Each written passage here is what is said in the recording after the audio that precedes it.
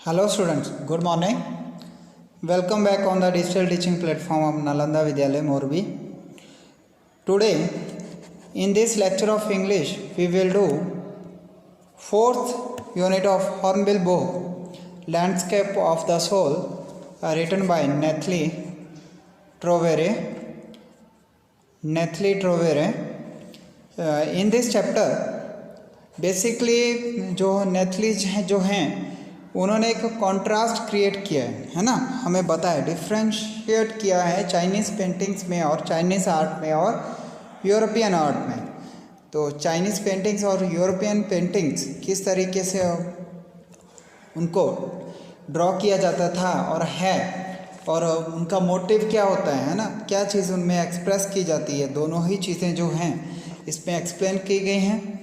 तो चलिए हम देखते हैं इस पर, और हमारे यूनिवर्स के बारे में भी थोड़ा इसमें डिस्कस किया गया है कि यूनिवर्स के कौन कौन से एलिमेंट्स हैं और वो कैसे काम करते हैं। तो it is quite sometime difficult story है ना, आपको मे भी लगे ऐसा, लेकिन अगर आप इंटरेस्ट के साथ है ना, स्टोरी में इंटरेस्ट के साथ स्टोरी को रीड करोगे, 2-3 बार रीड करोगे तो क्लियरली आपको सारी चीज़ें समझ में आ जाएंगी। So let's start line to line explanation of this story. Before start of the explanation of this chapter, let's discuss something about the author. Nathalie Trovere is an art historian who translated City of Digging, a book of William Dalrymple. She has done her masters in the history of art and archaeology, specialization in Japanese art from the Catholic University of Leuven in Belgium. She is an accomplished translator, a catalogs and art book from Dutch into different European language. तो वो जो है वो एक history की student रही है ना, स्पेशली आर्ट हिस्ट्री के बारे में उन्होंने बहुत ज़्यादा स्टडी की है। उन्होंने अपनी मास्टर्स जो है वो हिस्ट्री में कंप्लीट की है, वो भी आर्ट एंड आर्कियोलॉजी के वो स्पेशलिस्ट हैं। तो उनकी फील्ड से ही हमें लगता है कि ये स्टोरी जो है वो पूरी आर्ट के ऊपर बेस्ड है। उसमें बहुत सारे हमारे चंडीगढ़ में जो रॉक गार्डन है उसके बारे में भी डिस्कशन हुई है इस चैप्टर में। तो ये बहुत क्वाइट इंटरेस्टिंग स्टोरी है। तो शुरू करते हैं। A wonderful old tale is told about the painter Wu Daozi who lived in the 8th century। Wu Daozi जो हैं वो एक चाइनीज़ पेंटर थे। तो सबसे पहले चाइनीज़ पेंटिंग के बारे में बताया गया है। एशियन पेंटिंग और यूरोपियन पेंटिंग में क्या डिफरेंस है ना, इस चीज़ के बारे में भी हमें इस स्टोरी में इस चीज़ के बारे में ही हमें इस स्टोरी में बताया गया है। तो सबसे पहले वो चाइनीज़ पेंटिंग से शुरू करते हैं। वू डायोजी जो एक चाइनीज़ पेंटर थे, उनकी स्टोरी है। 2 स्टोरी हमें यहाँ पर बताई गई हैं। वो चाइनीज़ पेंटर थे वू डायोजी जो हैं, और वो 8th century में हुए हैं। ये उनके बारे में एक स्टोरी है। His last painting was a landscape commission by the Tang emperor Xuanzong to decorate a palace wall. तो कमीशन क्या होता है? Officially ask to create something, किसी चीज़ को क्रिएट करने के लिए ऑफिशियली है ना किसी को बोला जाए।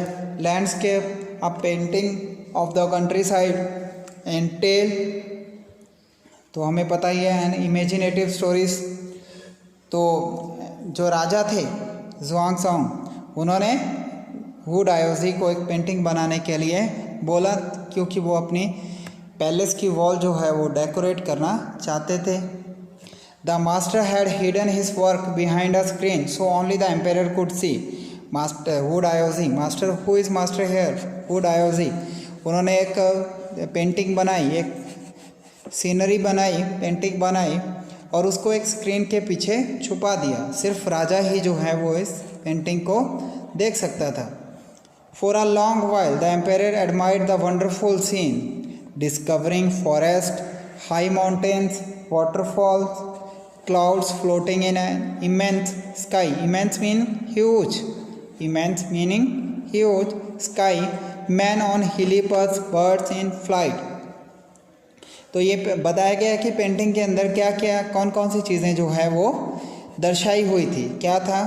फॉरेस्ट थे, जंगल, हाई माउंटेन, ऊंचे ऊंचे पर्वत थे, वाटरफॉल्स थे, है ना, क्लाउड्स थे, बादल बनाए हुए थे जो कि फ्लोट कर रहे थे स्काई में। आदमी जो है वो हिली पथ्स पे चल रहे थे और बर्ड्स जो है वो भी आसमान में उड़ रहे थे, फ्लाई कर रहे थे। Clear? Look sir, said the wood oasis to his emperor, said the painter, in this cave at the foot of the mountain dwell means lives or stay a spirit। तो वुड ओएसिस ने बोला कि sir, ये जो mountain है, mountain के पैरों में एक केव बनाई गई है ना, है ना, मतलब माउंटेन के नीचे जो है वो एक केव बनाई गई है और इस केव में जो है वो एक स्पिरिट, एक आत्मा जो है वो निवास करती है। द पेंटर क्लैप, उसके बाद उसने क्या किया, पेंटर ने क्लैपिंग की। His hands and the entrance to the cave open, और केव का एंट्रेंस जो गेट जो है वो ओपन हो गया। अब ये क्या है, हाउ इट इज़ पॉसिबल, कैसे ऐसा हो सकता है ना। तो ये क्या है, ये माइंड की क्रिएशन है। किसके माइंड की क्रिएशन है? वुड ओएसिस के माइंड की क्रिएशन है। ऐसा वो अपने दिमाग में सोच रहा है और ये एक स्टोरी है। ये कितनी सही है या गलत है इसके बारे में हमें नहीं पता, लेकिन ये एक स्टोरी है, एक फोक टेल के जैसे है, जो चाइनीज़ एक फोक टेल जैसी है ना, स्टोरी है। तो ऐसा कहा जाता है कि वुड ओएसिस ने अपने हैंड से क्लैपिंग की और वो एंट्रेंस गेट जो है केव का वो ओपन हो गया। The inside is splendid. Splendid means very impressive or superb, beyond anything words can convey. Please let me show your majesty the way। तो वुड ओएसिस ने क्या बोला कि सर, अंदर जो है, अंदर का जो दृश्य है, केव के अंदर का जो दृश्य है वो बहुत ज़्यादा सुपर्ब है, स्प्लेंडेड है, जिसको वर्ड्स में बताया नहीं जा सकता। आप मेरे साथ चलिए तो मैं आपको अंदर का सीन जो है वो दिखाता हूँ। किसने कहा? वुड ओएसिस ने। किसको? अपने मास्टर को। मास्टर कौन है यहाँ पर? उसके राजा, एम्पेरर।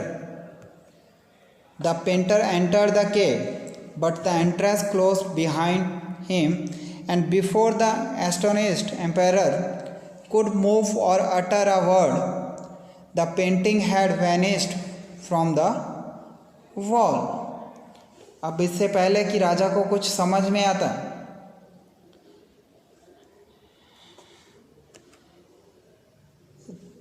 क्या हुआ कि पेंटर जो है वो केव के अंदर गया, उसके पीछे ही वो गेट जो है बंद हो गया। इससे पहले कि राजा वहाँ से मूव कर पाते या उनको कुछ समझ में आता, गेट जो है, केव का गेट जो है वो बंद हो गया और जो सीनरी वुड ओएसिस ने बनाई थी दीवार पे वो भी वहाँ से गायब हो गई।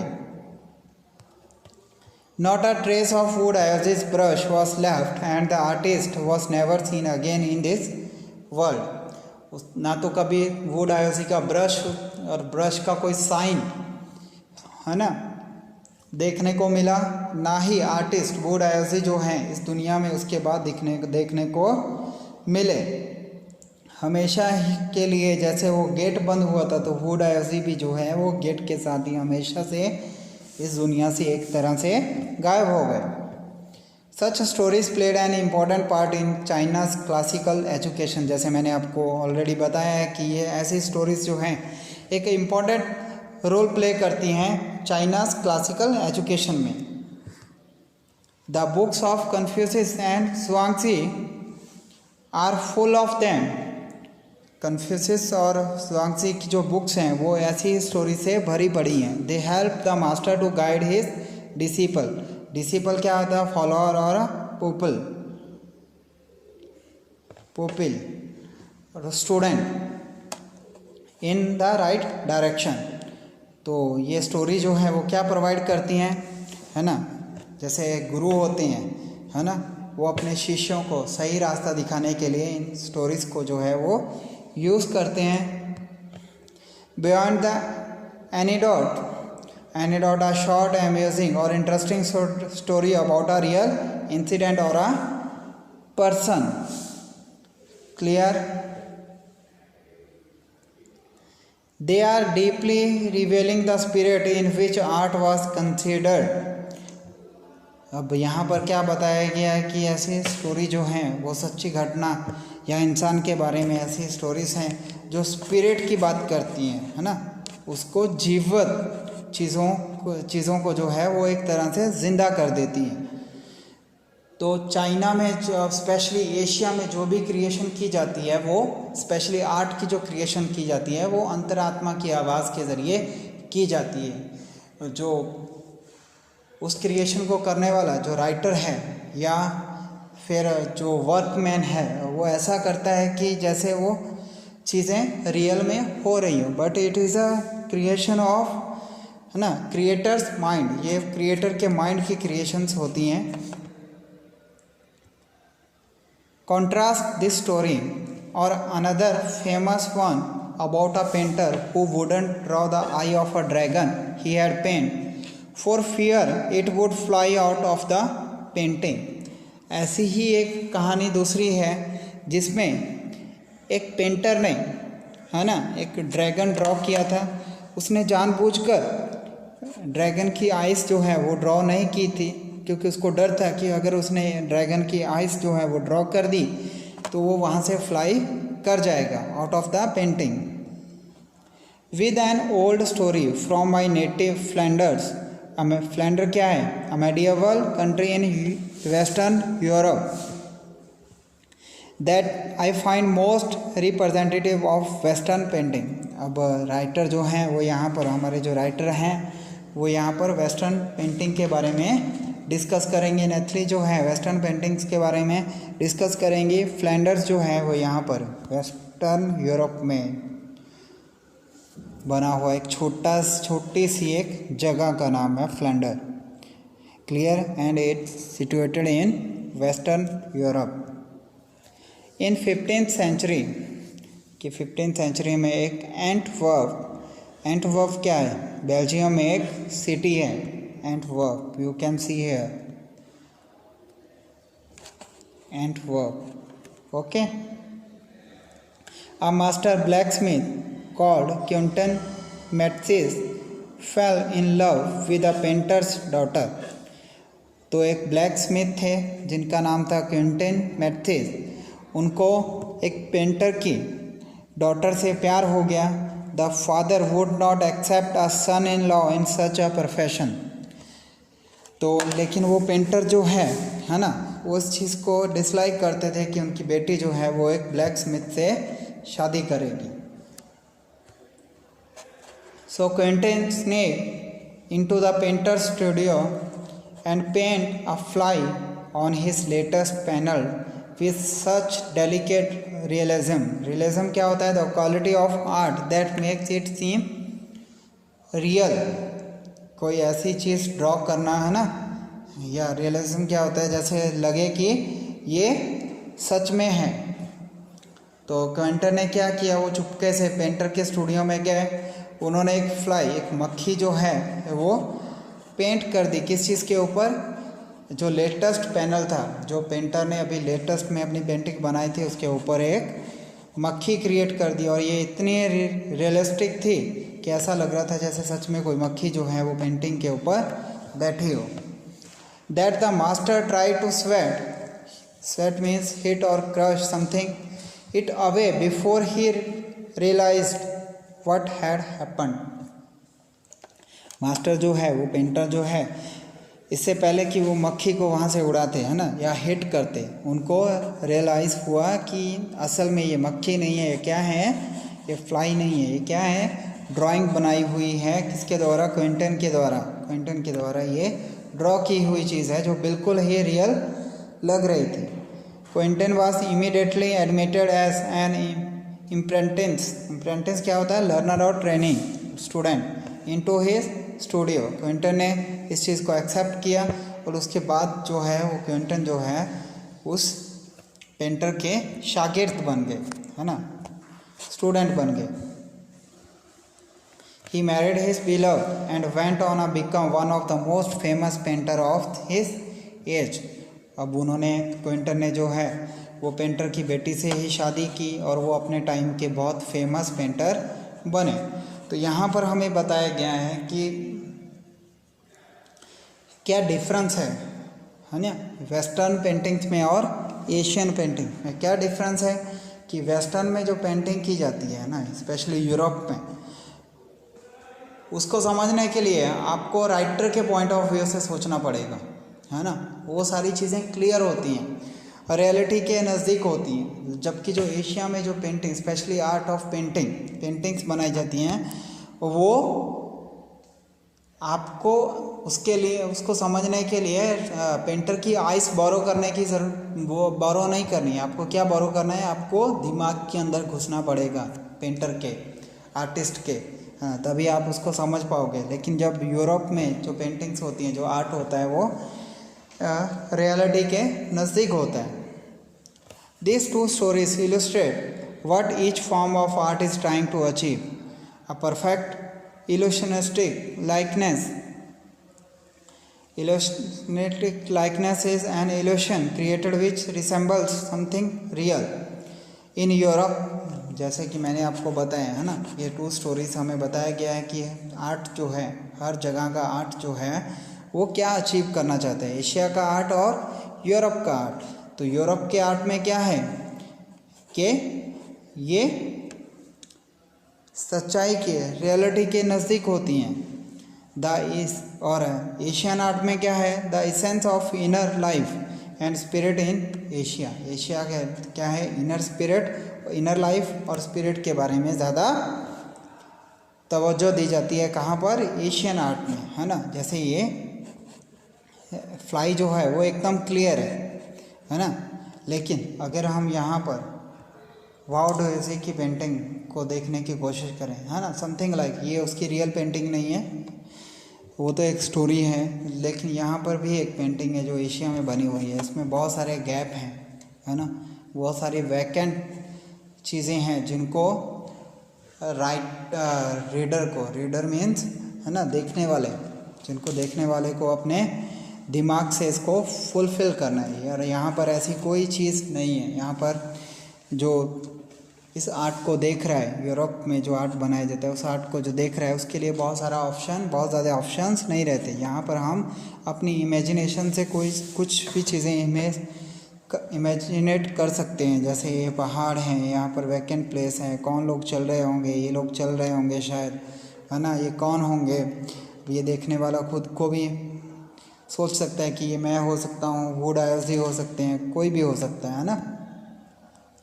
लेकिन दूसरी तरफ यहाँ पर फ्लाई क्रिएट की गई है ना, क्विंटन के द्वारा, जिसमें पता है कि ये मक्खी है, इसमें और ज़्यादा, है ना, पॉसिबिलिटीज़ नहीं है। In the Chinese story, the empire commission of painting and appreciates its outer appearance, but the artist reveals to him the true meaning of his work. यहाँ पर चाइनीज स्टोरी में क्या हुआ, राजा ने जो है ना, एक ऑर्डर पास किया एक पेंटर को कि वो आर्टिस्ट जो है वो एक पेंटिंग ड्रॉ करे पैलेस वॉल के लिए। लेकिन जो आर्टिस्ट था वही इसका रियल मीनिंग जानता था कि पेंटिंग में जो है वो एक स्पिरिट है, एक आत्मा है। The emperor may rule over the territory he has conquered, but only the artist knows the way within. अब क्या बताया गया है कि एम्पायर, राजा जो है, भले ही वो टेरिटरी पे राज कर सकता है, लेकिन एक आर्टिस्ट ही जानता है वो जो टेरिटरी, कौन सी टेरिटरी, जो वुड आयोजी ने बनाई थी, है ना, वो पहाड़, वो झरने। राजा उस पे राज तो कर सकता है, रूल तो कर सकता है, लेकिन उसमें एंटर कैसे होना है वो कौन जानता है, वो सिर्फ आर्टिस्ट ही जानता है, वो सिर्फ वुड आयोजी ही जानता है, उसकी अपनी इनर स्पिरिट्स के साथ। Let me show the way, the Dao. Dao is a path और मेथड। डाओ का जो मीनिंग है पथ और method, a word that means both the path और the method and the mysterious work of the universe। तो हमारा universe कैसे काम करता है, इसको हम डाओ के, है ना, कॉन्सेप्ट में समझने की कोशिश करेंगे कि यूनिवर्स जो है वो कैसे काम करता है। डाओइज़म के बारे में, डाओइज़म के कॉन्सेप्ट से उसको समझने की कोशिश करते हैं। It's a Chinese word, it means, Dao means path और मेथड, है ना। The painting is gone but the artist has reached his goal beyond any material appearance. अब क्या हुआ, पेंटिंग जो है वो हमेशा के लिए गायब हो गई दीवार से, लेकिन आर्टिस्ट जो अचीव करना चाहते थे उन्होंने वो चीज़ अचीव कर ली, बियॉन्ड एनी मटेरियल अपीयरेंस, है ना। यही चीज़ तो जो है, तो ये जो पेंटिंग थी और अचीवनेस जो था पेंटर का, वो किसी भी मटेरियल चीज़ से बहुत आगे का था, स्पिरिचुअल था। A classical Chinese landscape is not meant to reproduce an actual view as would a western figurative paintings. Figurative क्या होता है? Figurative painting shows people, animals and object as they really looks, है ना। Figurative painting कौन सी होती है? Painting showing people, animals and objects as they really look। तो classical, Chinese classical landscape, है ना, पेंटिंग्स जो बनाई जाती हैं उसमें is not meant to reproduce an actual view, उसमें एक्चुअल व्यू रिप्रेजेंट नहीं किया जाता, जैसे यहाँ पर किया गया। बहुत सारी चीज़ें वैकेंट छोड़ी गई हैं, बहुत सारे ब्लैंक्स यहाँ पर छोड़े गए हैं, जिसको किसको फुल करना है, इसको व्यूअर जो है वो अपने माइंड से, व्यूअर जो है वो अपने माइंड से इसको फुलफिल करने की कोशिश करता है। लेकिन वेस्टर्न यूरोप में जो पेंटिंग्स हैं वो फिगरेटिव पेंटिंग्स हैं, जो चीज़ें रियल हैं उसी को पेंटिंग के रूप में डिस्क्राइब किया जाता है। Clear? Whereas the European painter wants to borrow his eyes and look at the particular landscape exactly as he saw it from a specific angle, the Chinese painter does not choose a single viewpoint. अब यहाँ पर हमें जो है एक European painting जो है हम देखते हैं, दिस वन, तो इसमें सारी चीज़ें जो है वो क्लियर है। तो यूरोपियन पेंटर्स जो हैं वो क्या चाहते हैं कि आप उनकी आंखें जो हैं, है ना, पेंटर की आंखें बोरो करो, जिस स्पेसिफिक एंगल से पेंटर ने किसी चीज़ को देखा है उसी एंगल से आप भी उस चीज़ों को देखने की कोशिश करो, है ना। लेकिन चाइनीज़ पेंटर जो हैं वो ऐसा नहीं करते, उनकी जो पेंटिंग्स हैं उनको किसी सिंगल व्यू पॉइंट से समझा नहीं जा सकता। उसके लिए आपको क्या है, पेंटर के माइंड के अंदर दाखिल होना पड़ेगा और आप अपने माइंड से भी बहुत सारी चीज़ें जो हैं वो इमेजिन कर सकते हो। उसमें इमेजिनेशन ज़्यादा होती है, लेकिन वेस्टर्न यूरोप की जो पेंटिंग्स हैं उसमें इमेजिनेशन कम होती है, मतलब चीज़ें एकदम क्लियर होती हैं। लेकिन एशिया में जो पेंटिंग्स हैं उसमें चीज़ें इतनी क्लियर नहीं होती। So this is the main difference between the Asian art of painting and Western Europe art of painting. His landscape is not a real one, and you can enter it from any point, then travel in it. अब यहाँ पर जो है Chinese, है ना, हिस means Chinese जो painting उन्होंने बनाई थी, है ना, वो रियल वन नहीं है ना, सच्चाई के नज़दीक नहीं है। आप इसमें कहीं से भी एंटर हो सकते हो और इसमें ट्रैवल कर सकते हो। The artist create a path for your eyes to travel up and down. तो आप अपने, उस आर्टिस्ट ने जो है आपको अपना तरीका दे दिया पेंटिंग को देखने का, आप ऊपर नीचे अपने तरीके से, है ना, अपने दिमाग के साथ जा सकते हो। Then back again in a luxuriously moment, और आप अपने तरीके से वापस आ सकते हो अपनी इच्छा से। This is even more true in the case of the horizontal scroll. अब ऐसी ही चीज़ें जो हैं, एक दूसरी तरह की पेंटिंग भी जो है वो स्पेशली चाइना में और एशिया में बनाई जाती हैं, जो ऐसे रोल की जाती हैं, in which the action of slowly opening one section of the painting then rolling it up to move on the other. इसमें क्या है कि रोल की हुई पेंटिंग होती हैं, जैसे जैसे आप पेंटिंग को खोलते जाते हो वैसे वैसे चीज़ें जो हैं वो क्लियर होती जाती हैं, एक के बाद दूसरा सीन जो है वो क्रिएट होता जाता है। adds a dimension of time which is unknown in any other form of painting, है ना। ग्रेजुअल सीक्वेंस में ये पेंटिंग बनी होती है, सीक्वेंस में, है ना। उसी जैसे जैसे हम इस रोल को ओपन करते जाते हैं तो पेंटिंग जो है वो क्लियर होती जाती है। It also requires the active participation of the viewer, है ना। व्यूअर की जो है वो एक्टिव पार्टिसिपेशन बहुत ज़्यादा ज़रूरी है जब आपको चाइनीज़ आर्ट को समझना है। Who decides at what pace he will travel through the painting, जिसको डिसाइड करना है कि उसको किस गति के साथ पेंटिंग में ट्रैवल करना है। A participation which is physically as well as mental, उसको फिजिकली भी और मेंटली भी जो है तो पेंटिंग के अंदर पूरी तरह से दाखिल होने की ज़रूरत होती है चाइनीज़ और एशियन पेंटिंग्स में, स्पेशली क्लासिकल पेंटिंग में, है ना। The Chinese painter does not want you to borrow his eyes, Chinese painter नहीं चाहते कि आप उनकी आँखों को बोरो करो पेंटिंग को समझने के लिए। वो क्या, जैसा कि यूरोप में होता है, वो क्या चाहते हैं, he wants you to enter his mind, वो चाहते हैं कि आप पेंटर के माइंड के अंदर दाखिल हो जाओ और आप अपने माइंड से भी पेंटिंग को जो है ना, अनफोल्ड करने की कोशिश करो, समझने की कोशिश करो। The landscape is an inner one, landscape जो है वो इनर वन है।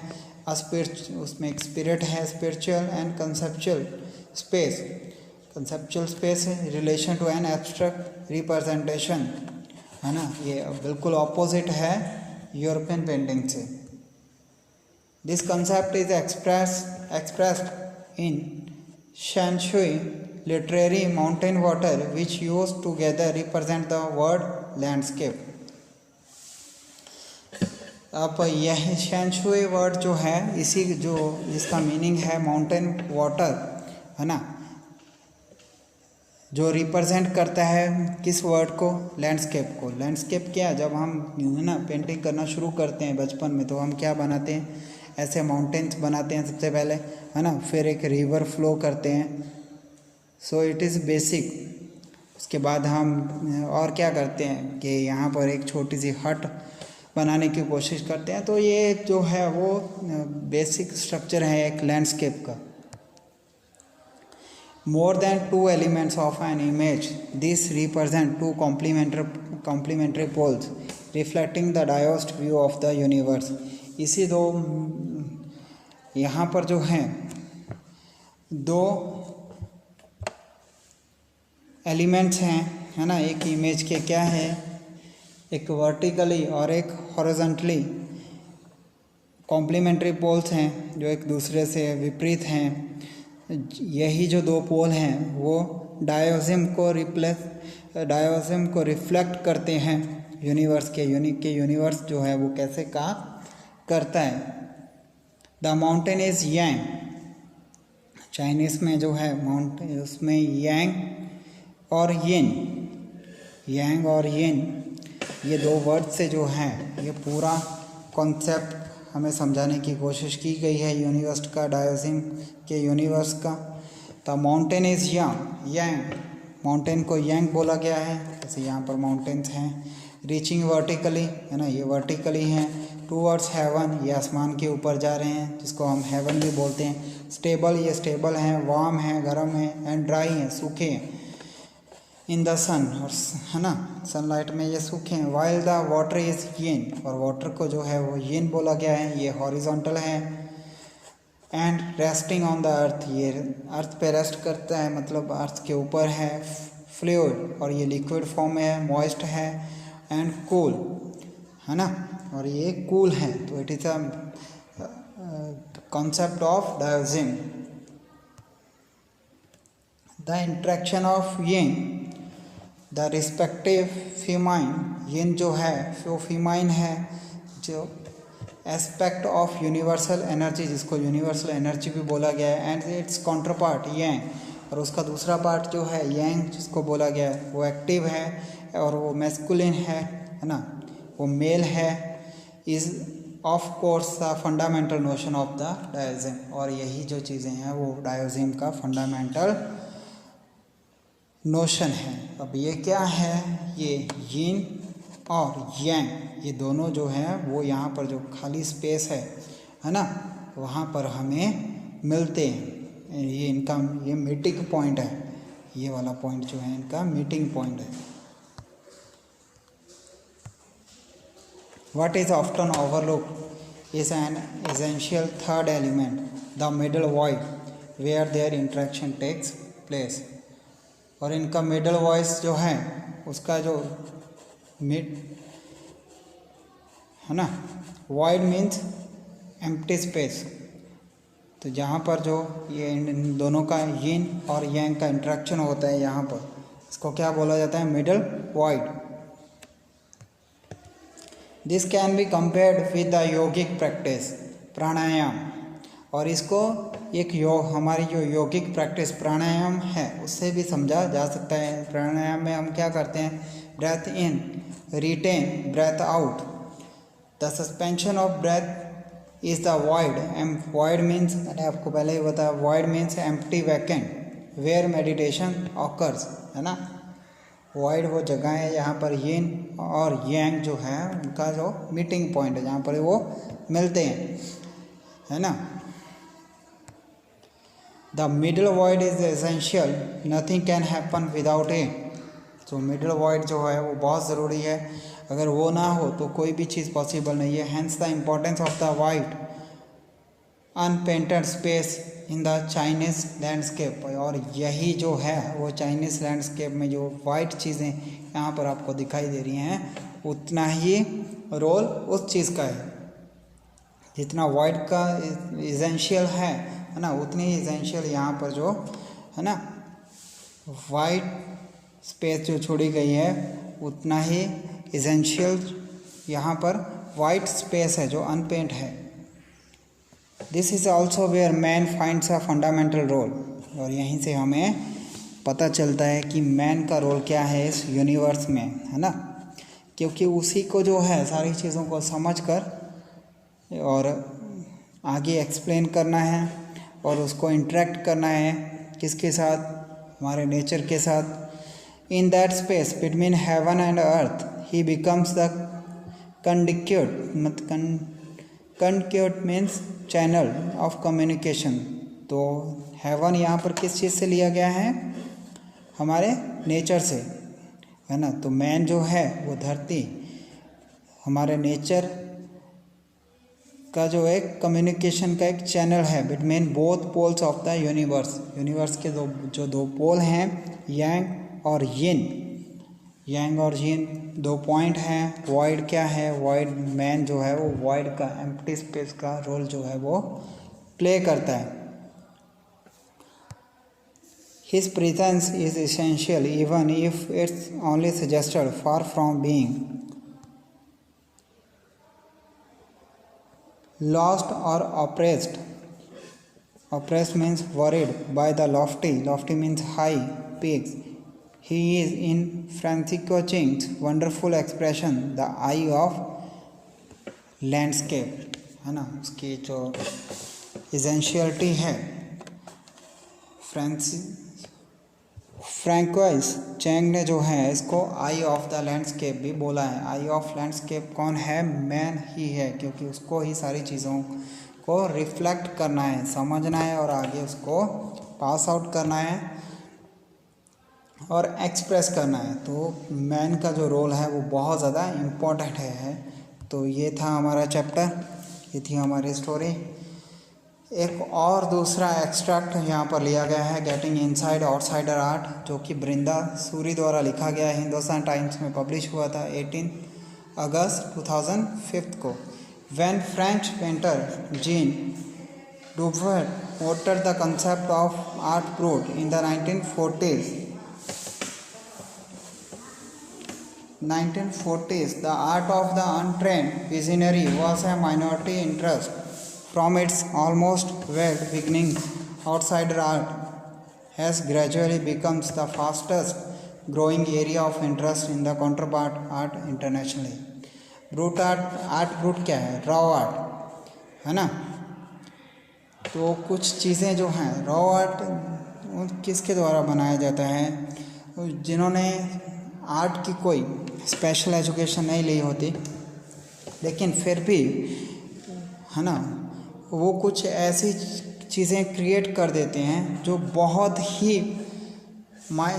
मायने रखती हैं और वो बहुत अलग होती हैं और एक अलग पहचान अपनी बना लेते हैं। ये कौन से ये माइनॉरिटी इंटरेस्ट के आर्टिस्ट होते हैं। पहले इनको इतनी तवज्जो नहीं दी जाती थी, लेकिन आज इनके काम को बहुत ज़्यादा सराहा जाता है क्योंकि ये अपने इंटरेस्ट से बहुत इंटरेस्टिंग चीज़ें जो है वो क्रिएट करते हैं। This genre is described as the art of those who have no right to be artists as they have received no formal training. In artist को ऐसा भी बोला जाता है कि वो कोई फॉर्मल आर्टिस्ट नहीं है क्योंकि उन्होंने इसकी कोई स्पेशल ट्रेनिंग नहीं ली होती। Get show talent and artistic insight, लेकिन उनका टैलेंट जो है जब वो एक्सप्रेस करते हैं तो वो क्रिएशन जो है वो one of the best creation in the world हो जाती है। Their work are stimulating contrast to a lot of mainstream offering. ऐसे तो स्पेशल जो आर्टिस्ट होते हैं वो भी इस चीज़ों को क्रिएट नहीं कर पाते जैसे कि ये आर्टिस्ट कर देते हैं। Around the time Dubuffet was propounding his concept in India, an untutored genius was creating paradise. तो पैराडाइज क्या है, किसने बनाया? वो पैराडाइज जो है वो नेक चंद ने बनाया, जिसके बारे में हम बात करेंगे। Years ago, the little patch of jungle that he began clearing to make himself a garden sculpted with stone and recycled material is known to the world today as the Rock Garden at Chandigarh.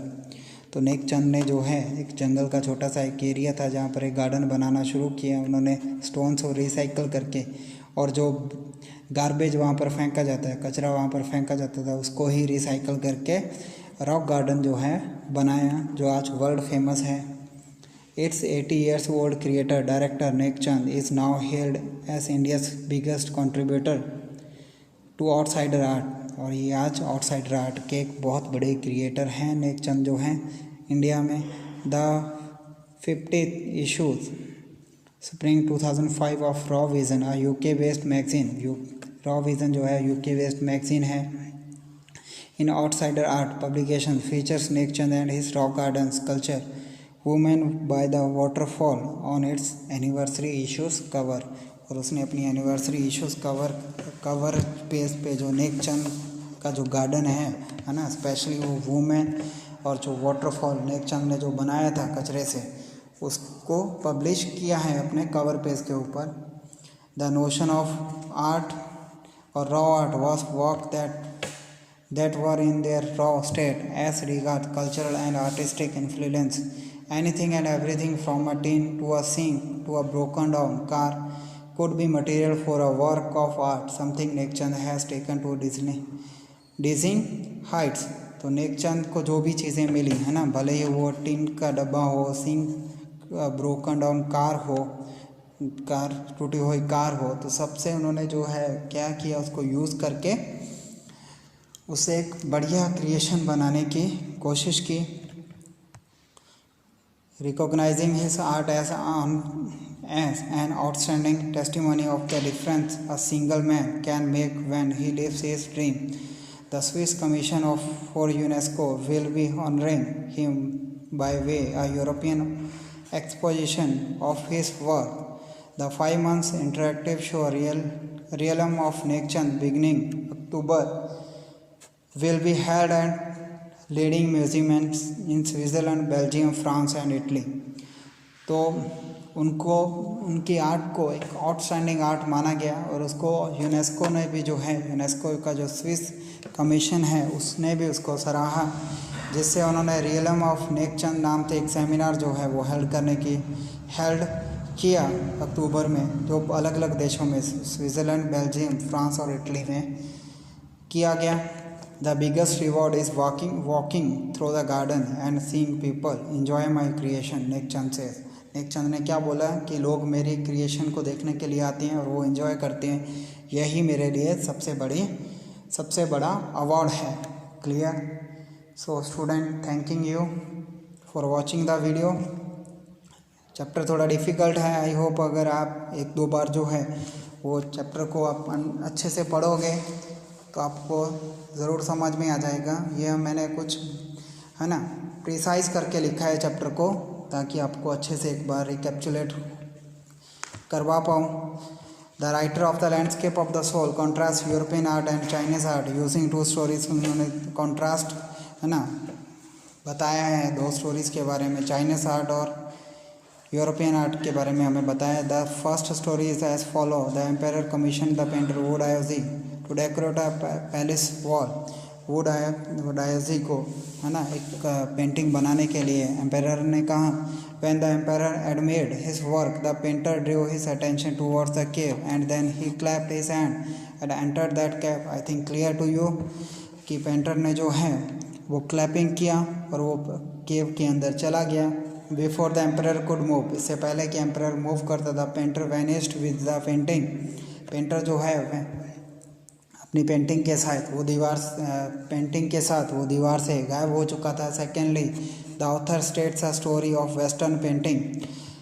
दूसरी story जो है वो western painting के बारे में है, जिसमें एक मास्टर ब्लैक स्मिथ जो है वो एक पेंटर की डॉटर के साथ है ना वो डॉटर को प्यार करता है और उनसे शादी करना चाहता है।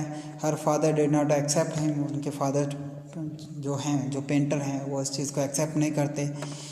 For the expectance as a son in law Quinten paint a fly on the painter's latest panel. इस चीज़ को अपनी बात को मनवाने के लिए क्विंटन जो है पेंटर ने जो लेटेस्ट पैनल बनाया था उस पर एक फ्लाई एक मक्खी ड्रॉ कर देता है। When the painter try to sweat it away, जब पेंटर जो है ये मक्खी को वहाँ से हटाने की कोशिश करता है तो उसे रियलाइज़ होता है कि ये मक्खी नहीं है ना, ये सच में मक्खी नहीं है, it is a painting. Quinten was permitted to marry his बिलव।